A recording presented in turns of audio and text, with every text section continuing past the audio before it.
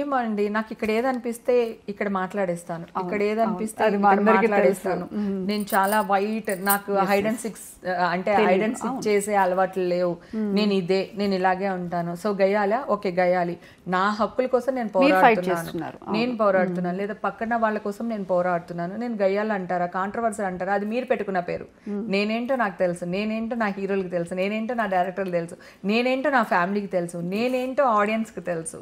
మధ్యలో వచ్చి మీరు ఏం చేసినా I don't care, I don't mind అని చెప్పేస్తాను. బాగా మెగాస్టార్ చిరంజీవి మూవీస్ చూసినప్పుడు ఒక్కొక్క సన్నివేశంలో ఒక్కొక్క ఎమోషన్ మనకు క్యారీ అవుతూ ఉంటుంది. అలాగే థియేటర్లో కూర్చున్నప్పుడు మీరు అది విజిల్స్ వేయడం కానీ, పడి కుర్చీలోంచి లేచి నవ్వడం కానీ, కింద పడిపోయి నవ్వుతూ ఉంటారు కొంతమంది, అలాంటి సిచ్యువేషన్స్ కానీ ఏమైనా ఉన్నాయి? అయ్యో, మెగాస్టార్కి మేము మామూలు ఫ్యాన్స్ అనుకుంటున్నావా మేడం? అసలు కొంచెం ఫేస్ తెచ్చుకోండి. ఇలాంటి డైలాగ్స్ ఎప్పుడైనా యూజ్ చేశారా? అయ్యో, భయంకరంగా యూజ్ చేస్తాం. అసలు చంటబ్బాయి సినిమా అయితే ఎరగదీసి నవ్వి చచ్చిపోయే వాళ్ళం మేము.